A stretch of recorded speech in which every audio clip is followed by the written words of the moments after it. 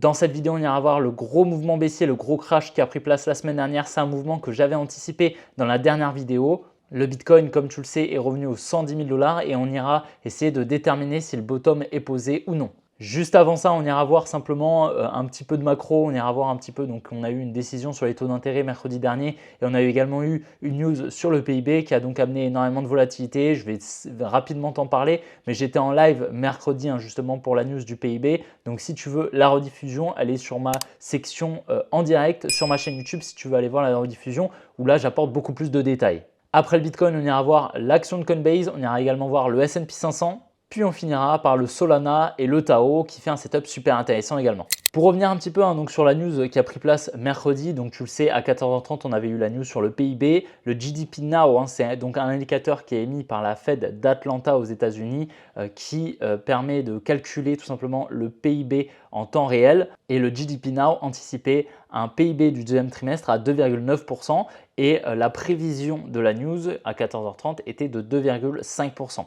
Donc finalement, le PIB est sorti à 3%. Donc comme tu vois, c'était plutôt cohérent en fonction du GDP Now, donc l'indicateur auquel on a accès. Ce qui nous permettait donc d'anticiper une hausse du PIB, une croissance économique aux États-Unis, donc ce qui a été très haussier pour le DXY, donc l'indice du dollar, qui pour le coup a énormément augmenté sur cette journée, donc mercredi dernier. Par la suite, il a effectué un retournement et pour le coup, ça va être plutôt intéressant. On pourra aller le voir dans les prochaines vidéos si ça t'intéresse. Donc c'est pour ça en l'occurrence qu'on a eu un gros mouvement baissier sur les assets à risque, notamment le Bitcoin, mais également le S&P 500. Juste après, on va aller voir également donc, le Bitcoin et le S&P 500, ce qui est très important. Donc reste bien jusqu'à la fin de cette vidéo pour prendre vraiment connaissance de tout ça parce que le S&P 500 peut amener énormément de confluence justement sur un biais sur le Bitcoin parce qu'ils sont extrêmement corrélés. Tu sais, c'est des actifs à risque et donc généralement ils sont assez corrélés lorsque le biais est haussier sur le S&P 500. Généralement, le biais à moyen terme est également haussier sur le Bitcoin.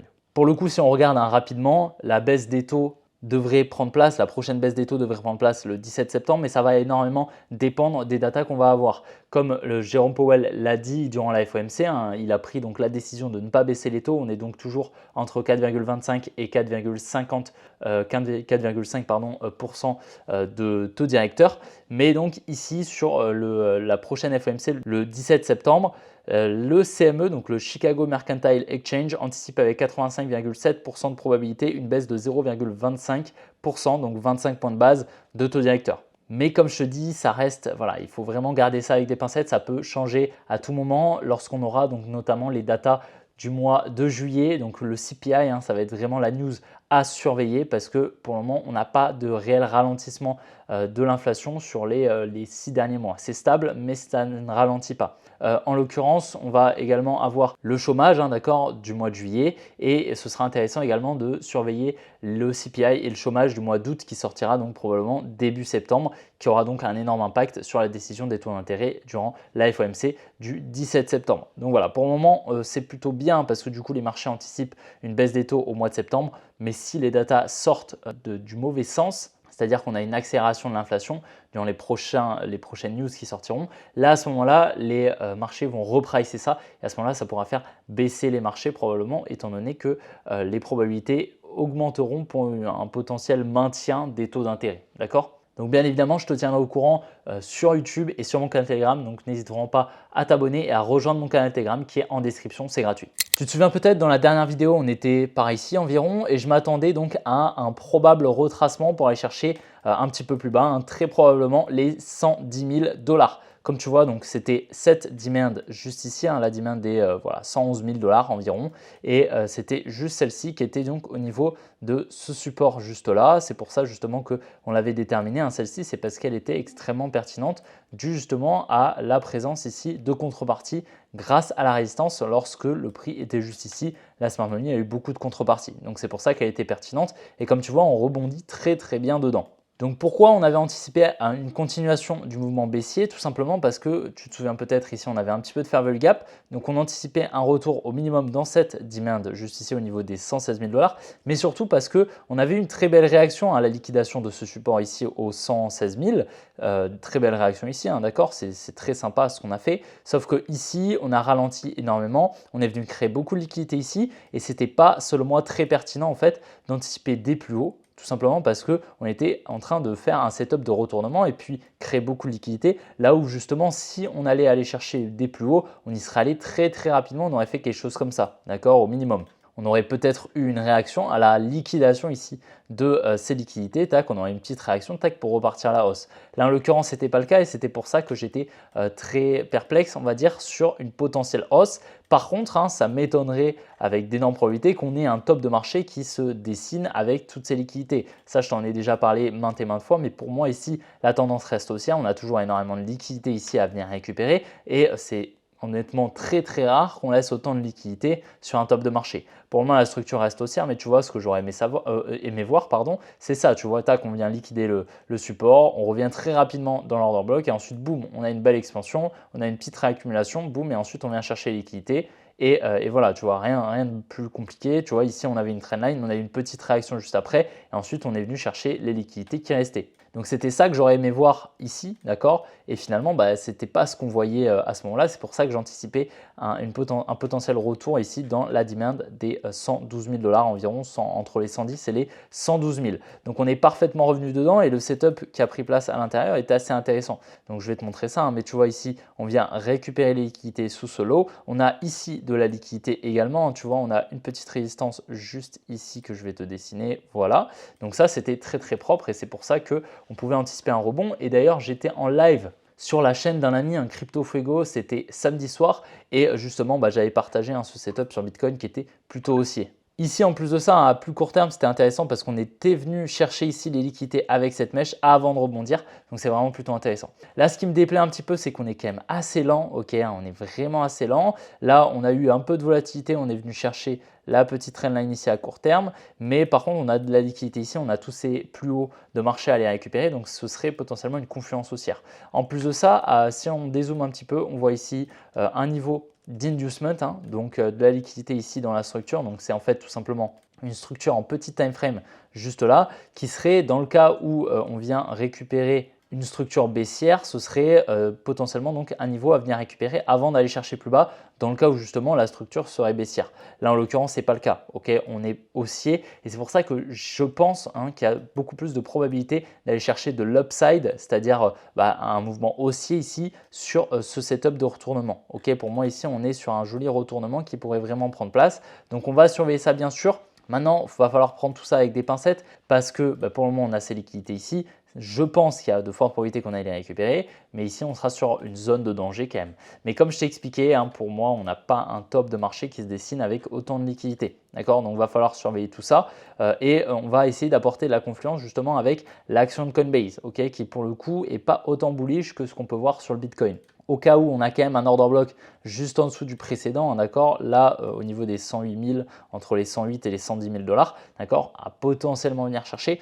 Mais voilà, pour le moment, honnêtement, le setup est vraiment intéressant, vraiment haussier. La structure est haussière, d'accord, donc à court terme, la structure est baissière. Hein, on est ici sur une structure qui est baissière, mais à moyen terme, on est sur une structure qui est haussière et c'est la structure à moyen terme, enfin en plus haut time frame, qui va exécuter la plus petite time frame. C'est la plus haute time frame qui va dicter la petite, d'accord, et c'est pour ça que c'est beaucoup plus important d'avoir un bon visuel, un bon biais sur la structure en plus haut time frame plutôt que la plus petite parce que c'est la petite qui va tout simplement exécuter de manière fractale la moyenne time frame, la time frame en plus haute tout simplement. Donc là, tu vois, on a un petit mouvement aussi ici qui prend place, à pas mal de volatilité ici, donc c'est plutôt intéressant. On est en début de semaine, début du mois également, donc on pourrait honnêtement, hein, je pense, venir récupérer ces liquidités à court terme. C'est honnêtement ma prochaine target. Et puis à plus moyen terme, on a ici ces grosses zones de liquidité environ aux 120 000 $, hein, et qui pour moi sont vraiment la confluence ici dans ce biais haussier. Si on ne les avait pas, hein, il aurait simplement fallu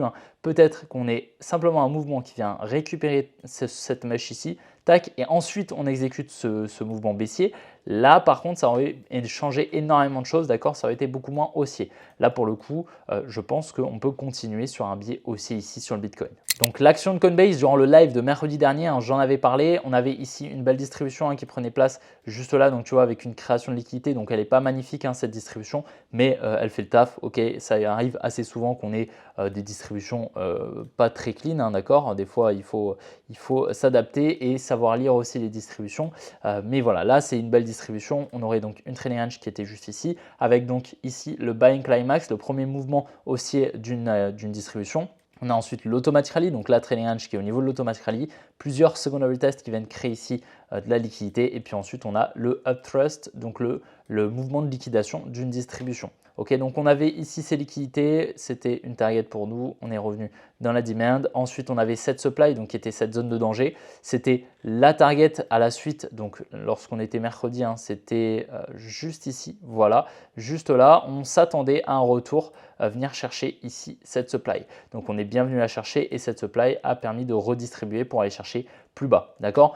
Donc c'est intéressant parce que du coup, comme je le répète assez souvent, l'action de Coinbase est une très bonne confluence pour le billet sur le Bitcoin parce que généralement ils sont extrêmement corrélés. Donc à présent, on est venu chercher la trailing range, ça veut dire qu'on peut potentiellement accumuler et repartir à la hausse. D'accord, donc la trailing range, c'est un gros niveau de liquidité qui permet donc d'anticiper une réaccumulation ou une redistribution, c'est-à-dire une continuation haussière dans le cas d'une réaccumulation ou une continuation baissière dans le cas d'une redistribution, où à ce moment-là, on a une accumulation, tac, ici, on aura la trailing range ici, et lorsqu'on vient chercher la trailing range, on peut distribuer pour continuer la baisse. D'accord? Là, en l'occurrence, on est venu chercher la trailing range de la distribution, donc on peut potentiellement accumuler, tac, pour repartir. Mais on est ici dans un order block pardon, qui est pertinent. Ok, il est pertinent, ici, il est ici au niveau d'un gros niveau de contrepartie ici, donc il est intéressant. Mais celui d'en dessous est potentiellement plus intéressant, plus fort. Ok, donc c'est pour ça qu'on pourrait avoir un rebond, mais il va falloir quand même surveiller ce qu'on va faire. Si on est assez lent comme ça, là, ce serait pas bon du tout et on pourrait potentiellement aller chercher un petit peu plus bas. D'accord? Donc ça va falloir surveiller ça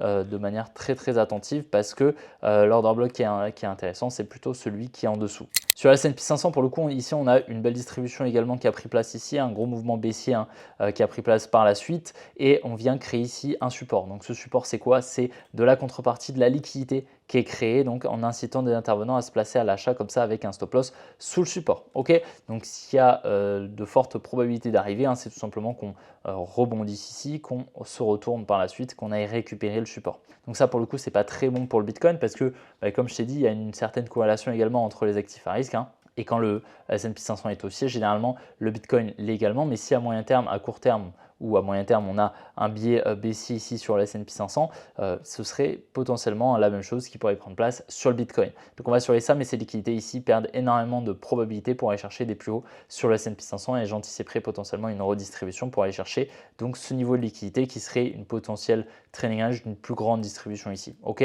même si la distribution elle est vraiment pas très belle, là ce que je remarque, hein, c'est simplement un gros niveau de liquidité à venir récupérer et potentiellement que donc la distribution aurait simplement pris place ici. En tout cas là, je ne vais pas déterminer ici une distribution dans tout ce setup là, plutôt la distribution ici, d'accord? Parce que là, on aurait potentiellement une création de liquidité, etc. Mais c'est pas très clean ici. Ok, les liquidations sont pas belles. Donc ici, on a simplement un niveau de liquidité à potentiellement venir récupérer et on aurait un order block pertinent au niveau des 605 $ sur le SPY.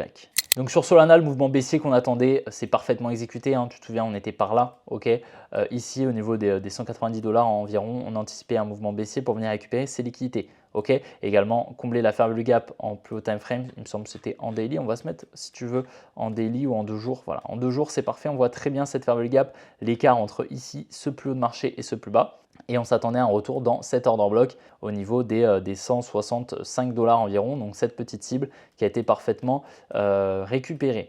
Simplement, on est venu liquider le lot de la demand, hein. Ça c'est assez dommage, hein. J'aurais préféré qu'on pose un bottom potentiellement dans l'order block directement et on est venu créer un petit support ici, donc ça pour le coup ça perd pas mal de probabilité et il nous reste encore un petit peu de fair value gap ici entre ce high et ce low. Ok, donc c'est pour ça que j'ai tracé ici cette supply qui pourrait potentiellement permettre de redistribution pour aller chercher la demand des 152 $ sur le Solana. D'accord, donc ça c'est pas impossible. Maintenant le setup est intéressant également, hein. On a eu une belle accumulation ici avec de la liquidité juste là, une recharge de liquidité ici et on pourrait anticiper donc un retour dans la supply des 172 $ sur le Solana, hein, à court terme en tout cas. Et je vais surveiller ce qui va se passer dans cette supply parce qu'on pourrait potentiellement avoir une distribution et donc potentiellement une entrée en short qui pourrait être intéressante. Je vais surveiller ça étant donné qu'on a de la liquidité au sud, ça perd pas mal de probabilité et c'est pour ça on peut le laisser ce support, hein, c'est pas impossible, hein, d'accord, mais c'est vrai que ça perd des probabilités comme je te dis. Alors sur le Tao pour le coup c'est parfait pour le moment, hein, ce qui se passe. Hein. Dans cette zone ici, je t'avais expliqué qu'il y avait pas mal de probabilités au vu des liquidités qui étaient en création qu'on aille récupérer la zone des 340 $. Ok, je te l'ai répété plusieurs fois dans le live, hein, d'accord. Et donc pour le coup, on est parfaitement venu récupérer cette zone. Ce qui est intéressant, ce qu'on fait à court terme, c'est un setup que je t'ai partagé hier sur le canal Telegram. Tu as le lien en description, c'est gratuit, tu peux le rejoindre. On a une jolie accumulation juste ici. Donc on a ici le Sen Climax, donc la Trailing Range ici qui est au niveau de l'Automatic Rally. On a un ST ici qui vient créer une trendline, un petit support ici. Tac, on vient liquider ici avec le ST in B, donc le secondary test in phase B. Et puis par la suite, on a une belle réaction. On vient chercher la Trailing Range, donc à présent, on peut potentiellement redistribuer, repartir à la baisse. Ok, étant donné qu'on est venu chercher la tiers. En l'occurrence, là, on est quand même assez lent. Hein. C'est pour ça que j'aime pas trop, d'accord. J'aurais préféré une belle réaction assez impulsive. Mais voilà, pour le moment, on l'a pas. On va voir ce qui pourra se passer. À plus court terme, ici en 4 heures, on a une jolie supply au niveau des 366 $. C'est pour ça que j'ai mis ma petite alerte et j'ai mis ici donc ma zone d'invalidation, hein, qui serait donc sous ce lot juste ici au niveau des 330 $. Ok, si on casse les 330 $, pour moi, on ira chercher beaucoup plus bas. À ce moment-là, on ira chercher ici les 250 $. D'accord, donc ça va falloir surveiller parce qu'on pourrait avoir un rebond à court terme, mais une baisse à moyen terme, d'accord, et venir chercher plus bas. En l'occurrence, là, la supply intéressante, ça va être celle-ci au niveau des 360. On pourrait faire quelque chose comme ça, c'est pas impossible. Et voilà, il va falloir surveiller parce que comme je te dis, pour le moment, ma zone d'invalidation est un petit peu en dessous du prix actuel, hein, c'est-à-dire les 330 $. Mais l'accumulation qui a pris place est quand même plutôt intéressante. Hein, il pourrait permettre un bottom sur le Tao, mais à ce moment-là, il faudrait qu'il se bouge un petit peu et qu'il ait un petit peu plus de volatilité, quoi. D'accord? Parce que là, on est très très lent, on laisse pas mal de liquidité au sud. Donc, est-ce que c'est pas dans le but de redistribuer? C'est pas impossible, ok? Et à ce moment-là, il faudrait qu'il se dépêche un petit peu, tout simplement pour nous apporter plus de confiance sur le billet haussier, tout simplement, d'accord? Mais c'est quand même intéressant et dans tous les cas, la zone dans laquelle nous sommes est assez pertinente, hein, en tout cas, et c'est pour ça que c'était notre zone de target. Dans tous les cas, on a un rebond qui se forme, c'est normal étant donné que la demand est forte, c'est une demand forte, hein, comme je t'avais expliqué dans les dernières vidéos. J'espère vraiment que la vidéo t'a plu, c'est le cas, n'hésite vraiment pas à la liker, à t'abonner si ce n'est pas déjà fait. N'oublie pas de me rejoindre sur mon canal Telegram qui est directement en description, c'est gratuit et on se retrouvera très bientôt pour une prochaine vidéo comme d'habitude. Allez, ciao les gars!